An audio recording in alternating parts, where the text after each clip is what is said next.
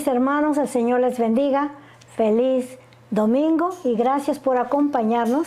Abra su Biblia en Segunda de Crónicas, capítulo 29, verso 1 al 36, que lleva por título Reinado de Ezequías. Y esto ya lo miramos anteriormente en Primera de Reyes, capítulo 18. Para eso vamos a leer unos versos de partida, como siempre, honrando al Padre, al Hijo y al Espíritu Santo, y dice así su palabra. Comenzó a reinar Ezequías siendo de 25 años, y reinó 29 años en Jerusalén. El nombre de su madre fue Abías, hija de Zacarías, e hizo lo recto ante los ojos de Jehová, conforme a todas las cosas que había hecho David, su padre. Oremos. Padre que estás en gloria, poderoso Dios, exaltamos y bendecimos tu nombre. Declaramos tu grandeza y tu poderío y tu majestad, Señor del cielo. Declaramos que no hay nadie como tú, maravilloso Dios. Tú eres el único Dios verdadero y digno de ser en gran manera alabado. Por eso nos acercamos en esta hora en el nombre de Jesucristo, tu Hijo, para exaltar y bendecir tu nombre, para agradecer tu bondad y tu misericordia, para pedir que tu presencia, Señor del cielo, nos acompañe en esta mañana a través de tu Espíritu Santo, el cual nos guía a toda verdad y a toda justicia. Permítame, Señor, que podamos desglosar este capítulo y extraer la rica savia que hay en él, Padre. Todo esto te lo pedimos en el poderoso y santo nombre de Jesucristo nuestro Señor, y todos decimos amén, gloria al Señor. La semana pasada aprendimos acerca de Acaz, quien fue uno de los peores y más perversos reyes de la historia de Judá. Hizo todo lo vil y todo lo abominable que jamás pudiéramos imaginar. Cerró el templo de Dios, comenzó a adorar ídolos, a Baal, a Astarot, Moloch y aún los ídolos de sus enemigos, de los asirios y sirios. Y como resultado de su gran pecado de apostasía o de idolatría, Dios permitió que la nación sufriera en gran manera. Esto fue a causa de sus pecados y sus abominaciones. La nación fue cautiva a manos de diferentes naciones, y aún los de sus hermanos se los llevaron cautivos, los de Israel. La gente fue llevada cautiva, la nación se debilitó en gran manera y hasta el final de su reinado. Ahora, Acaz, dijimos que lo único que produjo o hizo bien en su vida fue tener a este hijo de nombre Ezequías, quien va a tomar el reino, gloria al Señor. Y Ezequías era un buen rey, a pesar de saber de dónde viene o quién era su padre. Fue un gran rey en extremo. Posiblemente al mirar a su padre y mirar el gran daño que le hizo a la nación, él se agarró de Dios para llevar un camino diferente, gloria al Señor. Se propuso en su corazón volver a la nación, volver al pueblo de Dios, a Dios, y reversar todo el mal que había hecho su padre. Lo primero que Ezequías se propuso hacer fue restaurar la adoración a Dios, abrir las puertas del templo que su padre había cerrado y restaurar la relación o volver al pueblo a Dios, ¿verdad? Porque se habían alejado de Dios en gran manera. Él, ¿verdad?, los lleva a un nivel espiritual en el cual, ¿verdad?, la nación puede salir de ese hoyo en el cual su padre los dejó en el capítulo anterior. Dice el verso 1, comenzó a reinar Ezequías siendo de 25 años y reinó 29 años en Jerusalén. El nombre de su madre fue Abías, hija de Zacarías. Y como mencioné anteriormente, es posible que la esposa de Ezequías era hija de Zacarías, del cual la palabra de Dios dice que era entendido en las visiones de Dios. También era una mujer que tenía el temor de Dios. Y dice, e hizo lo recto ante los ojos de Jehová, conforme a todas las cosas que había hecho David, su padre. David era su antepasado, su bisabuelo, tatarabuelo, o ya habían pasado muchas generaciones, pero aún que ya David había pasado muchos años atrás a la historia, él se fue hasta el principio y siguió el ejemplo de David, su ancestro, y Ezequías trató de replicar todo lo que David, su antepasado, había hecho. Tomó el modelo de la adoración de David y la implementó en el pueblo de Israel.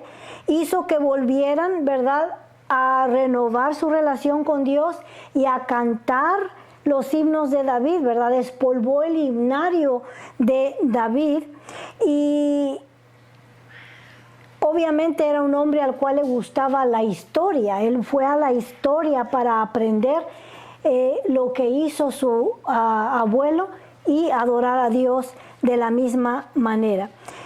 Él sabía que la gloria de una nación dependía de su relación con Dios, ¿verdad? Y hemos visto que este es el caso de toda nación que se entrega y adora a Dios. Dios recibe el cuidado de Dios, el poder de Dios, la estabilidad social y económica, y sobre todo la paz que solamente Dios puede dar, que es lo más importante también. Después de nuestra salvación es la paz, ¿verdad? Nuestra salvación, el saber que nuestros pecados han sido perdonados, nos da paz, gloria al Señor, en nuestra vida. Si le damos una vista a nuestra nación vecina, ¿verdad?, México, podemos ver que se encuentra en inestabilidad a causa de que no se han sometido al verdadero Dios y que también se entregan a la idolatría. Ahora dice en el verso 3, en el primer año de su reinado, en el mes primero, abrió las puertas de la casa de Jehová y las reparó, e hizo venir a los sacerdotes y levitas y los reunió en la plaza oriental. Podemos mirar sus prioridades. Es el primer año, ¿verdad? Y posiblemente le tocó un poco restablecerse después de todo el daño que su padre le había hecho a la nación. Reunió a los sacerdotes, ¿verdad?, en la plaza, en el centro de la nación, para comenzar a reedificar a la nación en lo espiritual, ¿verdad? Los sacerdotes habían estado desempleados por todos los años que reinó su padre. Dice, hizo venir a los sacerdotes y levitas y los reunió en la plaza oriental y les dijo, oídme levitas, santificaos ahora y santificad la casa de Jehová, el Dios de vuestros padres, y sacad del santuario la inmundicia. El templo de Dios había sido profanado por Acaz. Este rey lo convirtió en un lugar donde llevaban lo que no servía, la basura. Les ordena que limpien el templo, y el lugar, aún el lugar santísimo, estaba ocupado de tiliches, que fue ahí a meter su padre, profanando así el templo de Dios. Él estaba ocupado en los dioses con D minúscula, no estaba interesado en honrar al verdadero Dios, o profanó el templo de Dios. Dice, porque nuestros padres se han rebelado y han hecho lo malo ante los ojos de Jehová nuestro Dios, porque le dejaron y apartaron sus rostros del tabernáculo de Jehová y le volvieron las espaldas. Nótese las acusaciones de Dios, ¿verdad? Dice, eran rebeldes, se entregaron a hacer lo malo, abandonaron la casa o la morada de Dios, el templo donde Dios moraba, y voltearon su rostro contra el verdadero Dios. y abandonaron a Dios, no solamente al templo y la adoración del templo, sino que abandonaron al verdadero Dios, cometiendo así el pecado de apostasía. Y también dice, aún cerraron las puertas del pórtico, cerraron el templo de Dios, ¿verdad? Esto se está refiriendo, ¿y quién fue el que lo cerró? Su padre. Y apagaron las lámparas. Estas lámparas que Dios había ordenado que ardieran perpetuamente, tenían que estar atendidas de día y de noche. Los sacerdotes tenían que venir y hacer refill o rellenar el aceite para que no se apagaran de día y de noche, pues también no habían ardido en todo el tiempo que su padre estuvo como rey. Dice, no quemaron incienso, pues tampoco hubo aroma grata delante del Señor, ¿verdad? El incienso eran mirras que se quemaban y traían un ambiente de un aroma fragante delante del Señor, que significa también la adoración de nosotros ahora en el Nuevo Testamento, ¿verdad? Nuestra oración, nuestro canto sube al Señor como una aroma grata. Dice, ni sacrificaron holocausto en el santuario al Dios de Israel. No había ofrendas, no había sacrificios, no había holocaustos por el pecado. Fue una completa desconexión de Dios. Totalmente se descuidaron de la relación con Dios. Por tanto, dice el Señor, por este pecado, ¿verdad? Dios los está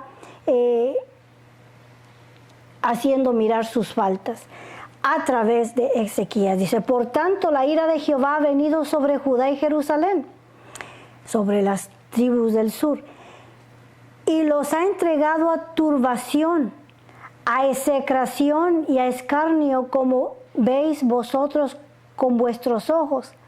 Y he aquí, nuestros padres han caído a espada, y nuestros hijos, nuestras hijas y nuestras mujeres fueron llevados cautivos por esto. La palabra primera es execración. Este es un estado de horror más profundo por haber abandonado lo santo. A eso se refiere esta palabra. Y fueron entregados a escarnio. Eran la burla de las naciones. Miramos en el capítulo 28, en el capítulo anterior, cómo fueron llevados por los israelitas, sus mismos hermanos. Y Dios habló a través del profeta Obed que los regresaran, que no les era permitido bajo la ley hacer de sus hermanos esclavos, y los llevaban en una situación deplorable. Verso 15 dice, y se levantaron los varones nombrados, los descendientes de Efraín, y tomaron a los cautivos, y del despojo vistieron a los que de ellos estaban desnudos, los vistieron, los calzaron y les dieron de comer y de beber, los ungieron y condujeron en asnos a todos los débiles, y los llevaron hasta Jericó, ciudad de las palmeras, cerca de sus hermanos, y ellos volvieron a Samaria. Esta era la condición de la nación cuando Ezequías tomó a la nación de nuevo. Había una gran debilidad, la nación estaba apagada totalmente en lo que se refería a lo espiritual. Aún los sacerdotes, cada uno se había dedicado a sus casas y a sus labrados, porque no había trabajo para ellos. Acaz los tenía desempleados. Ahora pues, yo he determinado hacer pacto con Jehová, el Dios de Israel, para que aparte de nosotros el ardor de su ira. Hijos míos, no os engañéis ahora, porque Jehová os ha escogido a vosotros para que estéis delante de él y sirváis, y seáis sus ministros y le queméis incienso. Primero está tratando con los sacerdotes que estaban apartados de la presencia de Dios. Les dice, no se engañen.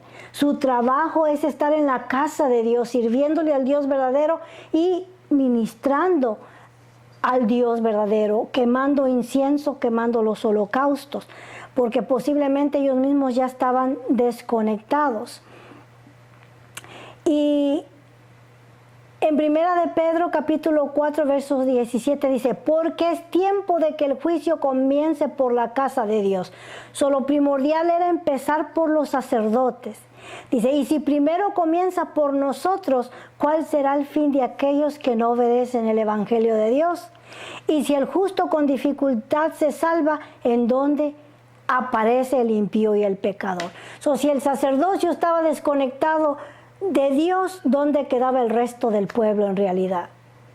Hoy también aplica a nosotros, yendo a primera de Pedro, si los cristianos con dificultad se salvan, ¿dónde quedan los que no conocen a Jesús? Es necesario que el juicio comience primero por la casa de Dios. Era necesario primero restaurar el sacerdocio. Lo primero que hace, se dirige a los sacerdotes.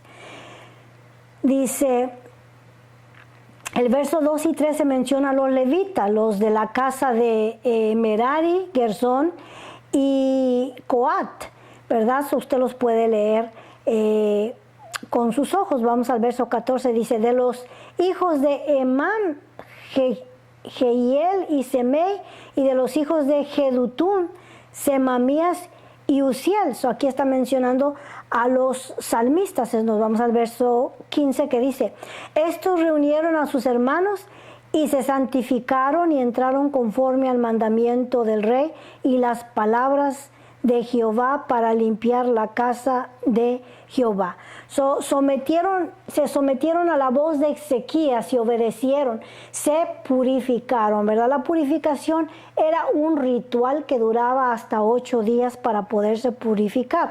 Cuando Ezequías hizo el llamado, inmediatamente acudieron a purificarse.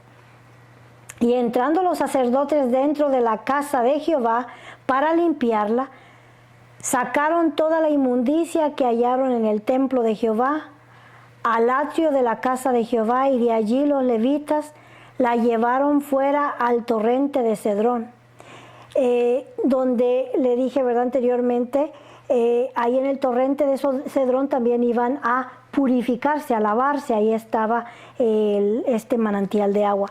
Comenzaron a santificarse el día 1 del mes 1, y a los 8 del mismo mes vinieron al pórtico de Jehová y santificaron la casa de Jehová en 8 días. Y en el día 16 del mes 1 terminaron.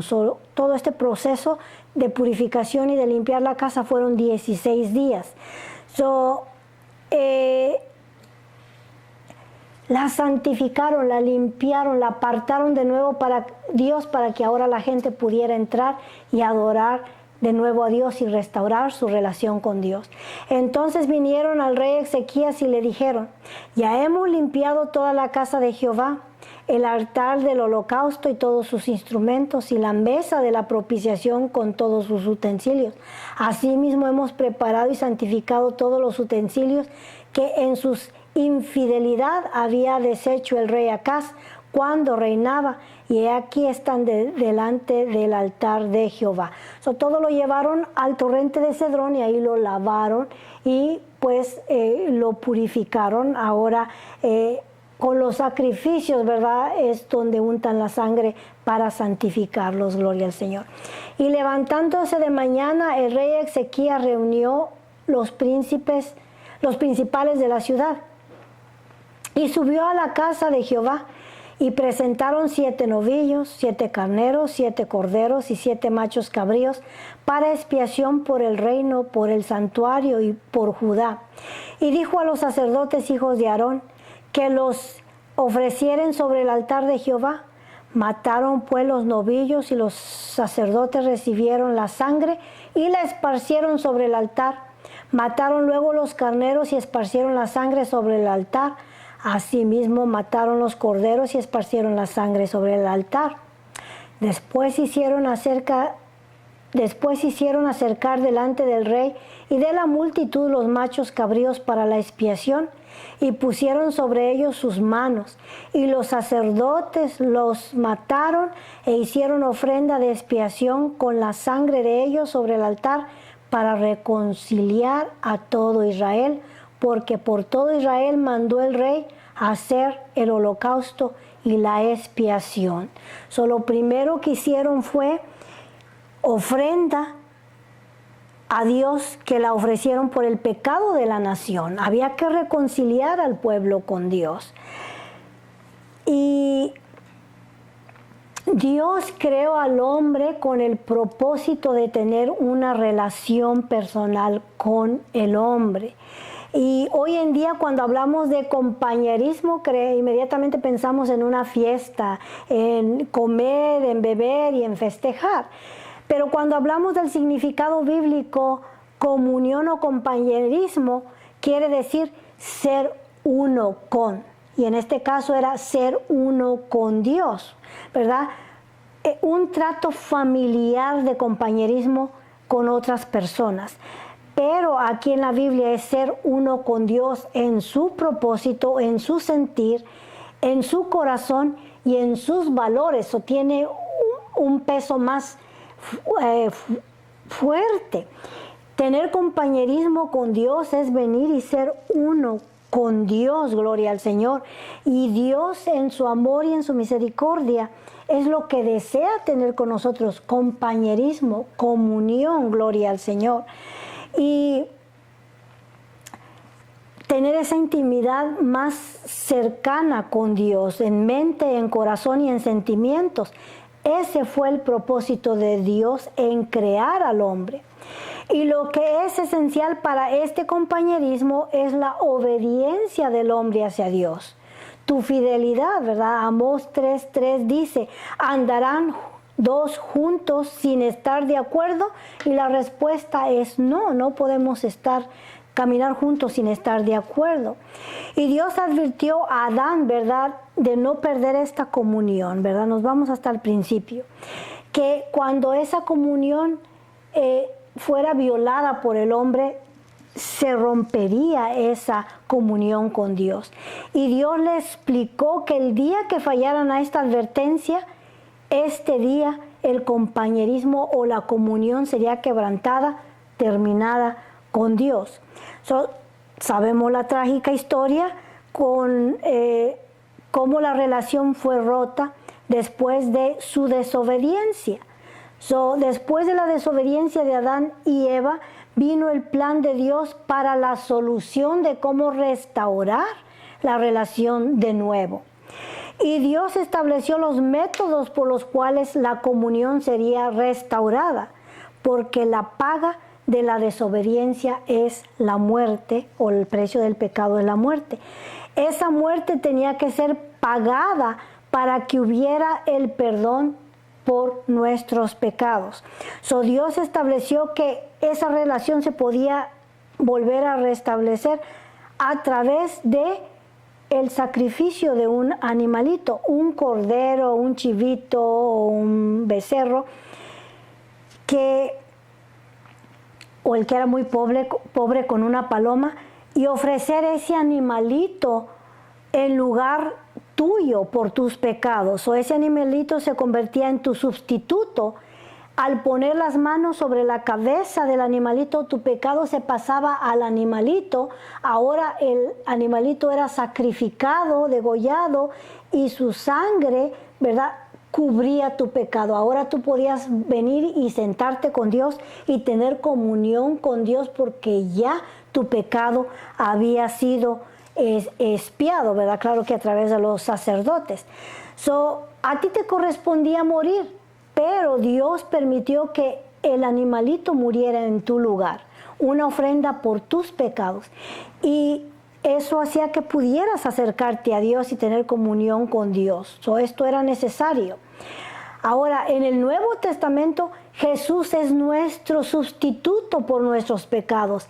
Él fue nuestro reemplazo. A nosotros nos tocaba ser crucificados en la cruz y pagar por nuestros pecados, pero Dios permitió que fuera su Hijo el que tomara nuestro lugar y expiara el pecado de todos nosotros. Es ahora a través de Jesucristo que podemos nosotros venir confiadamente al trono de la gracia y tener comunión con el verdadero Dios.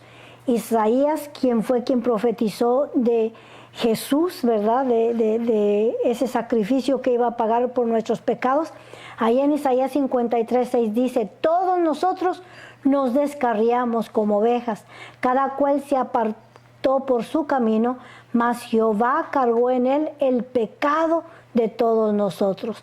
La culpabilidad de nuestros pecados fueron vaciados sobre él, sobre Jesús, para que el hombre pecador fuera restaurado de nuevo a Dios.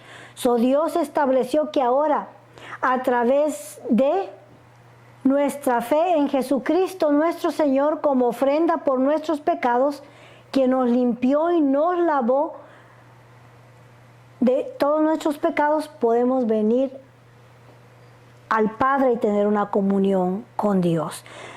Nuestra oración solamente puede ser recibida si la ofrecemos a través de Jesucristo nuestro Señor.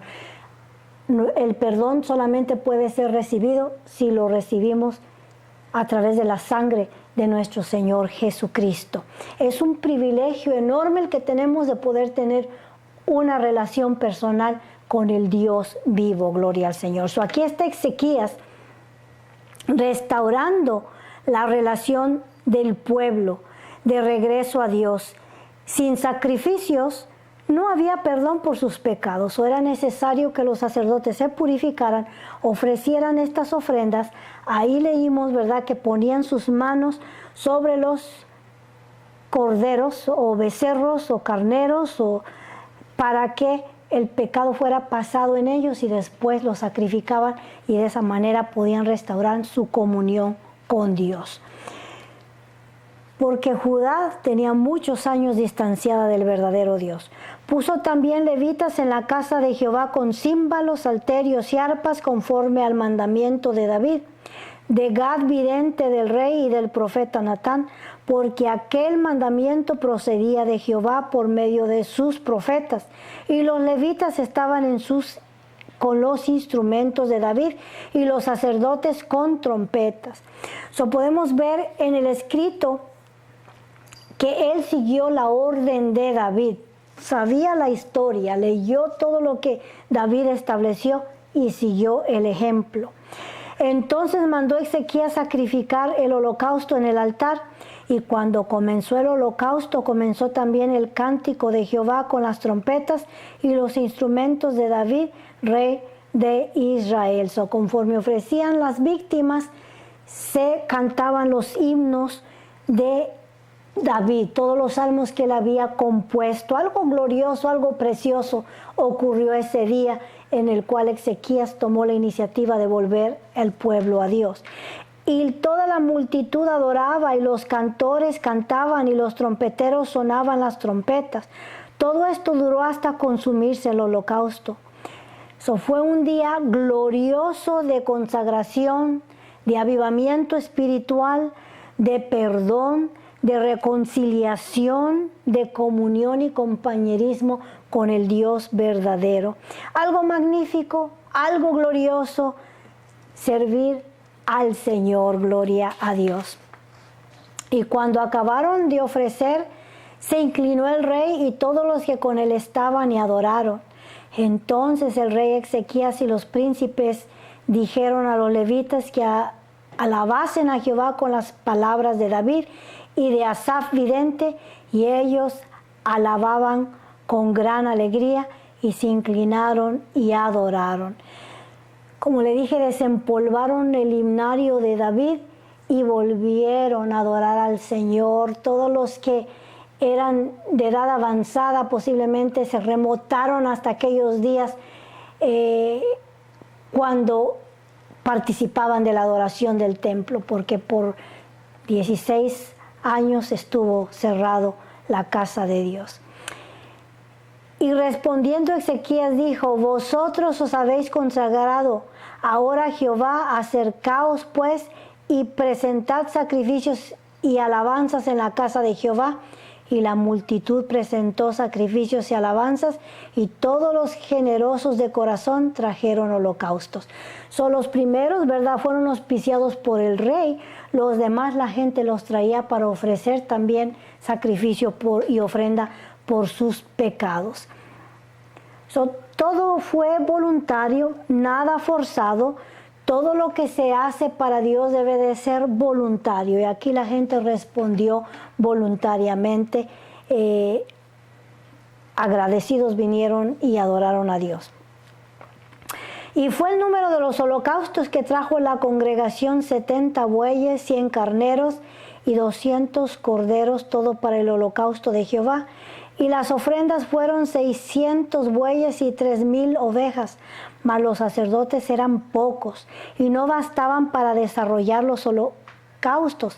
Y así sus hermanos los levitas les ayudaron hasta que acabaron la obra y hasta que los demás sacerdotes se santificaron, porque los levitas fueron más rectos de corazón para santificarse que los sacerdotes.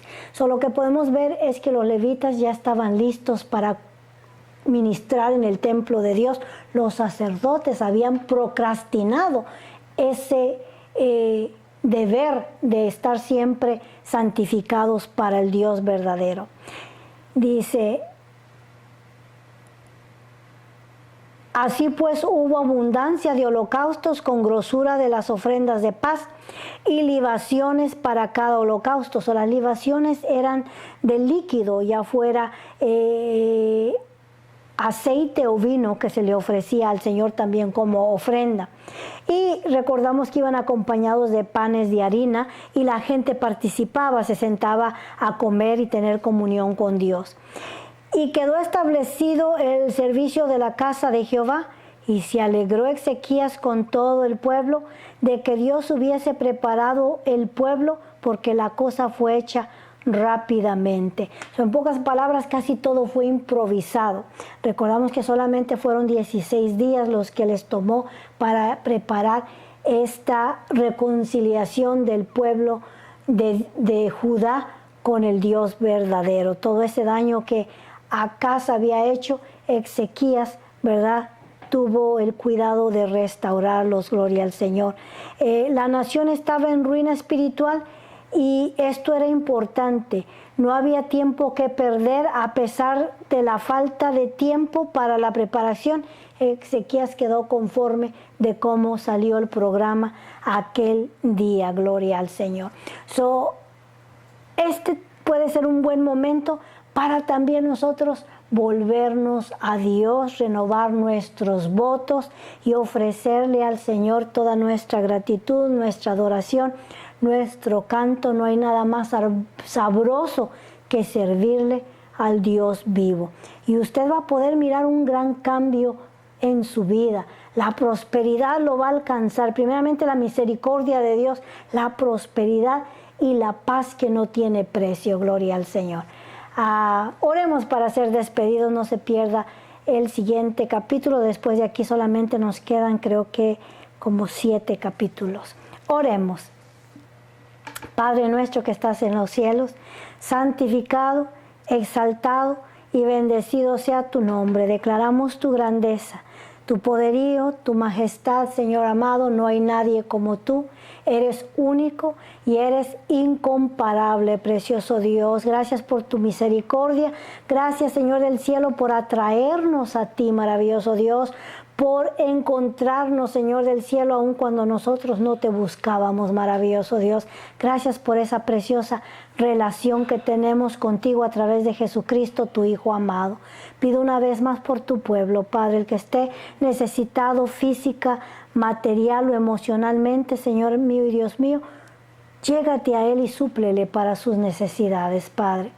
Que en esta semana podamos experimentar el caminar contigo, precioso Dios, y que estos capítulos que hemos estudiado nos ocasionen a acercarnos más a ti y conocerte más de cerca, Señor del cielo, que constantemente estemos purificados y santificados para toda buena obra, Padre. Todo esto lo pedimos en el poderoso y santo nombre de Jesucristo nuestro Señor. Hermanos, que el Señor les bendiga y les regale otra gloriosa y preciosa semana.